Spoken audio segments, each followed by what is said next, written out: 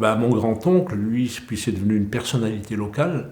Pour la plupart, ils étaient militants du MNA, mouvement nationaliste algérien. Donc ça a été un des premiers mouvements à prendre conscience qu'il fallait à tout prix une Algérie indépendante. La plupart des acteurs directs sont aujourd'hui disparus. Il y a encore, j'ai des liens avec des gens notamment celui qui a écrit le livre, Benzema, Rachid Benzema. C'est quelqu'un qui est venu à Saint-Étienne au début des années 50, donc on s'est côtoyés.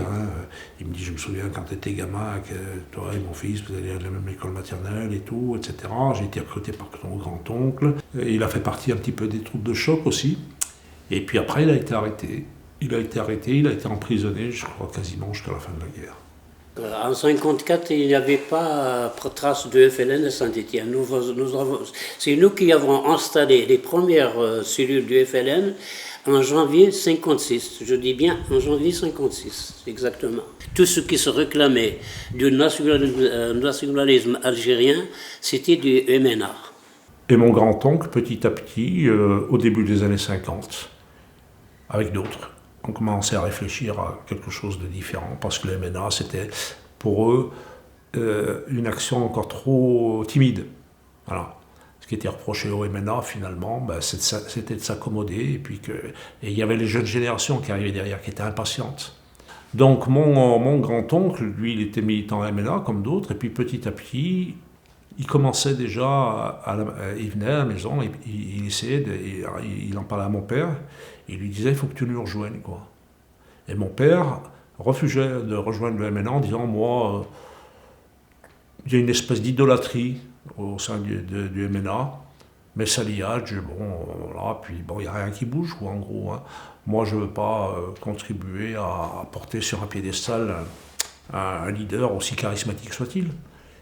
Et puis, ma mère me dit qu'un beau jour, donc son oncle à elle, mon grand-oncle, est arrivé à la maison et puis a dit à mon père, bon, ça y est, ça bouge, on est en train de mettre en place quelque chose. Il y a quelque chose qui se met en place.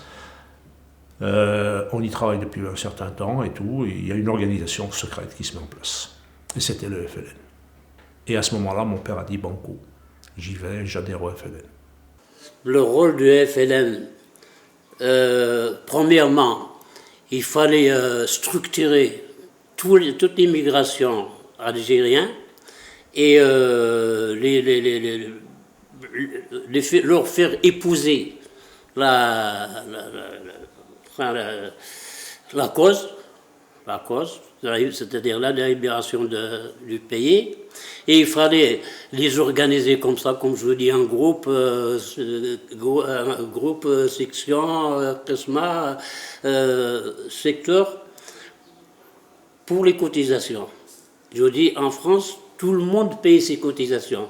Même les enfants, même s'ils viennent juste de naître, ils payent ses cotisations parce qu'ils touchent les allocations familiales.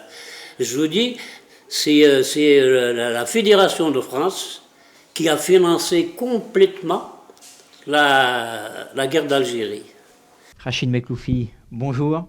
Bonjour. Vous êtes un des hommes qui a le plus marqué l'histoire de l'AS Saint-Étienne. Parlez-nous de votre arrivée dans ce club mythique le 4 août 1954. D'abord, je ne pensais jamais que j'allais, disons, faire cette carrière au niveau de Saint-Étienne quand je suis arrivé de Sétif, ville des hauts plateaux d'Algérie, convié par M. Sedboun, qui était un Sétifien. Bref, un pénalty que va tirer Mekloufi, et c'est le but de la victoire. La Coupe de France qui permet le doublé, puisqu'en cette année faste, Saint-Étienne est également champion de France. À l'issue de la saison, compte tenu des événements, vous partez 4 ans en Tunisie. On avait été champion de France. Et puis bon, on est parti parce qu'il y avait des événements. On est parti à Tunis. On est resté 4 ans. On a formé une équipe des footballeurs algériens qui étaient en France et on a fait le tour du monde. Cette action, et c'est le FLN qui fait cette action en 1958, avec 10 joueurs. Donc ils ne savaient même pas qu'on jouait à 11. Donc c'était beaucoup plus une action politique pour dire au peuple français, réveillez-vous. Il y a une guerre qui est en train de se dérouler, il y a 4 ans, etc. Le Français moyen ne savait pas qu'il y avait une guerre. Et d'autant plus qu'on ne disait pas qu'il y avait la guerre et pacification. Donc cette action a permis justement de réveiller un peu le peuple français, la masse française, et ce qui a fait que, entre autres, l'année 58, je crois que c'était en mai peut-être, la 4e République est tombée. Pas oublier ça, parce que finalement on a tendance à dire, bon, c'est des footballeurs et puis c'est tout. Mais la 4e République est tombée et De Gaulle est venu au pouvoir. Alors c'est tout d'abord mon père qui est arrivé dans les années 50. Il est arrivé en tant que militant du mouvement national algérien. Enfin, c'est pas la raison officielle, hein. Ils sont venus en tant que travailleurs immigrés, mais leur mission était une mission de militants. Pour, d'une part, récolter de l'argent pour financer la révolution, et d'autre part, de faire prendre conscience de la nécessité de l'indépendance de l'Algérie. Parce que cette idée n'était pas acquise a priori. La conscience politique, elle a commencé en Algérie. Les colons ici nous considéraient comme des moins que rien. Les anciens esclaves étaient plus considérés que nous. Pourquoi? Parce que les anciens esclaves, on les nourrissait. Tandis que nous, non seulement on ne nous nourrissait pas, mais on nous privait de nourriture. Pendant la Deuxième Guerre mondiale, les colons ici, ils n'avaient pas de tracteur pour labourer ou pour tracter. C'était des bêtes de somme qu'on appelle, des mulets ou des chevaux. Eh bien, pour nous les Algériens, les autochtones, comme on nous appelait, on nous attribuait 8 kilos de farine par personne, pour un mois. Les chevaux ou les mulets des colons, on leur attribuait 5 kilos d'orge par mois. Ce qui veut dire qu'il faut 11 Algériens, il faut 11 autochtones pour valoir un mulet ou un cheval. Voilà ce qui nous a poussé à ce langage, qui est le langage de désespoir, qui est le langage des armes, pour libérer notre pays. Vous n'avez pas hésité? Non, pas du tout. Je dis, alors, pas une seconde. La seule question que j'ai posée, j'ai dit, écoute, moi je suis militaire, est-ce que vous n'avez pas de conséquences? Je me dis, écoute, non, allez, on s'en va, c'est pas, non. Vous faisiez votre service militaire au bataillon de Joinville, qui était donc un bataillon réservé aux sportifs. Aux sportifs. Donc, à partir du moment où j'ai dépassé les frontières, j'étais déserteur. Hein. D'ailleurs, j'ai un papier du procureur de la République de Paris qui demande aux autorités en Algérie d'arrêter ce monsieur qui est déserteur. Enfin, entre parenthèses, quoi. J'habitais pas loin d'une congrégation religieuse qui m'avait demandé de prendre en charge un jeune maghrébin qui était installé avec sa famille, ses 2 enfants, de le prendre en charge. Il souhaitait, c'est lui qui souhaitait, avoir des cours d'histoire et de géographie de la France. Et donc j'ai accepté, et j'ai fait sa connaissance, on a sympathisé. Ce qui fait qu'ils ont fini, toute la population a fini par épouser notre cause, et il nous a aidés. D'ailleurs, si vous avez bien lu mon livre, vous trouverez que j'en ai parlé des Français qui nous ont aidés, qui nous ont fourni des armes de poing. J'ai même cité le nom de la personne à qui ils remettaient ces armes-là. Et il y avait aussi ceux qui sont de tendance gauchiste, des communistes, des socialistes, et aussi du côté religieux, des chrétiens, des pères, des sœurs qui nous ont aidés. Et des médecins qui sont chrétiens aussi, qui soignaient nos blessés ou nos malades gratuitement, y compris moi-même et ma famille. À Saint-Étienne, eh bien, quand on m'a demandé de créer les premières cellules de Saint-Étienne, j'étais content que ce soit moi qui a été choisi. Eh bien, d'un autre côté, je n'étais pas choisi au hasard.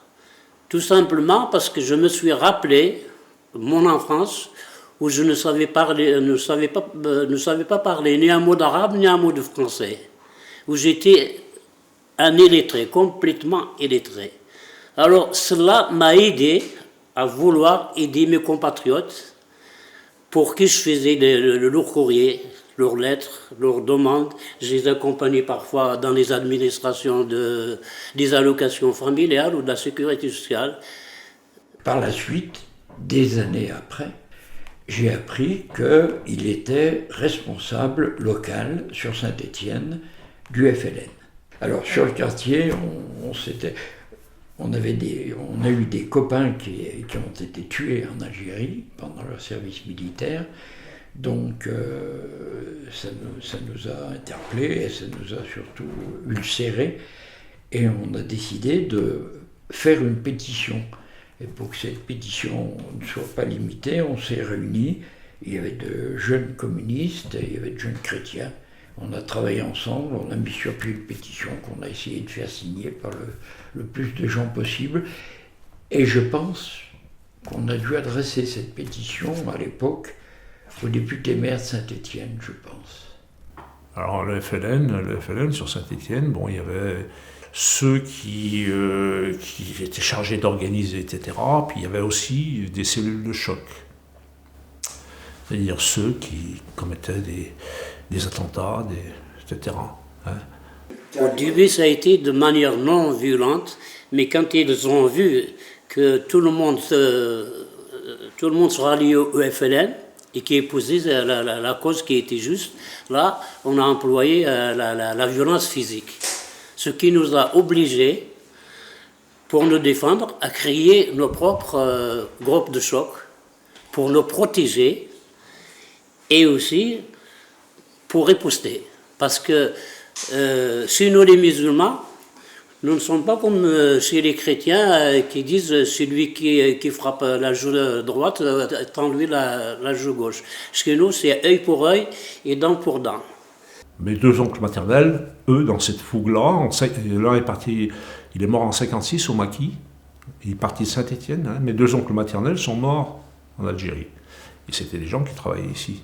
Il y en a un qui travaillait, je crois, aussi dans les cycles Mercier, à l'époque, hein, fabrique de vélos, puis l'autre dans une chocolaterie. Et un beau jour, ils sont venus voir ma mère en lui disant « Petite sœur, on va rejoindre les frères là-haut dans le Maquis ». Et ils sont partis combattre. Voilà. Donc ils sont morts tous les deux. Mes parents, mon père est arrivé dans les années 50, je vous ai dit, là, il a fait quelques mois dans les usines, la sidérurgie, je crois. Hein. Et ensuite, il a travaillé dans un foyer de travailleurs immigrés. Il s'occupait de l'entretien. Et il vivait à proximité de ce foyer. Le foyer, c'était un peu un quartier dans un quartier. Il y avait le quartier de la bâtie, et il y avait en son sein, au milieu, le foyer, qui lui formait quasiment un petit quartier à lui-même. Parce qu'il y avait des gens, essentiellement des travailleurs immigrés venus d'Algérie. Très peu Marocains, encore moins de Tunisiens. Mais essentiellement des Algériens. Et ils se regroupaient par appartement. Il y avait des appartements de 8 chambres. Et chaque appartement correspondait à une région d'Algérie. Par exemple, les Kabyles restaient entre eux, les Oranais entre eux, les Sétifiens entre eux. Du coup, ça m'a permis d'apprendre la géographie de l'Algérie en regardant la façade du bâtiment.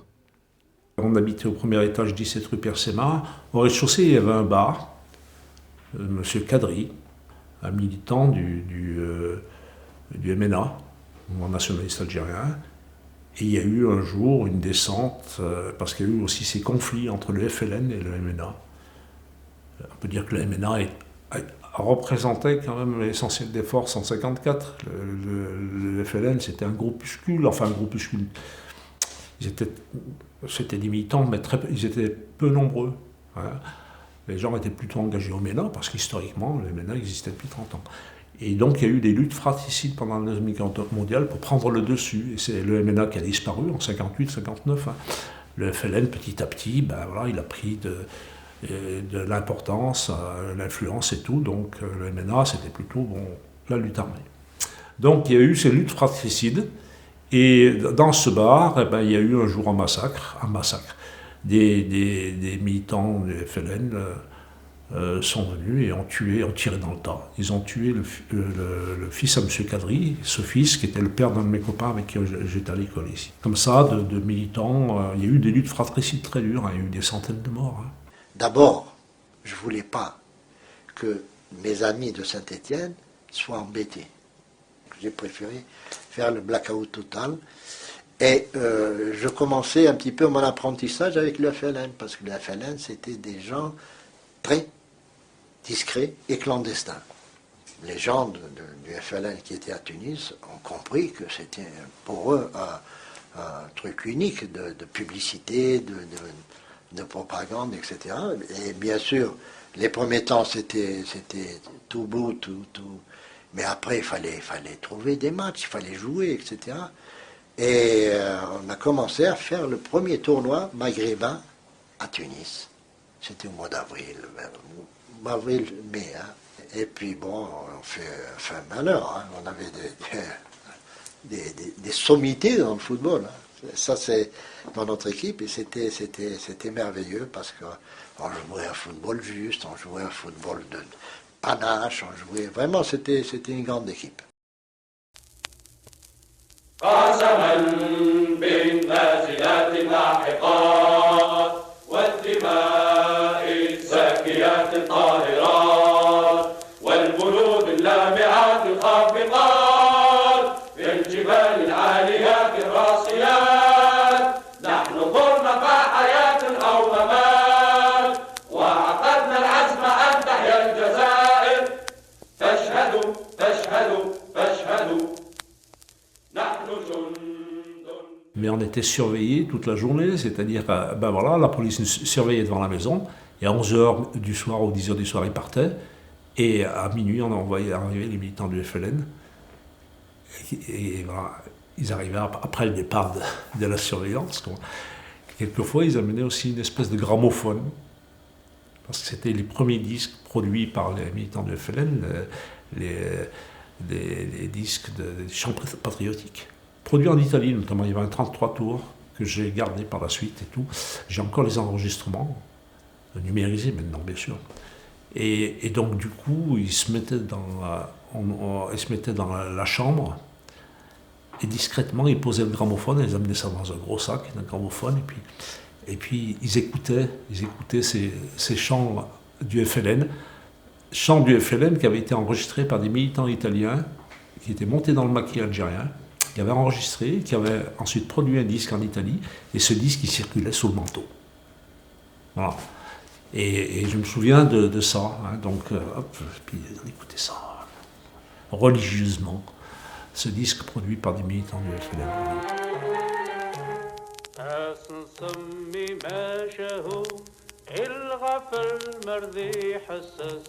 هذي يفهم ذيند نحكو بالك يقدر يضص بالك يقدر يضص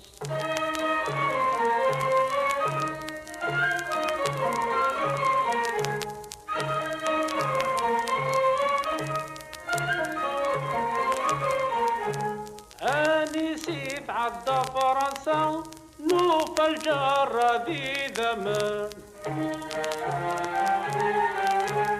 أي تخدم ذويترنا تنغاه لذي مغارن تقسمت جرس الغلا تسكو لذي سفن تقسمت جرس الغلا فرهجو لذي سفن. J'ai assisté à la proclamation de l'indépendance de l'Algérie par le président du GPRA, Ben Youssef Ben Khadda. Voilà les mots qu'il a employés. À partir de cet instant, je déclare solennellement que l'Algérie est un pays libre, souverain et indépendant.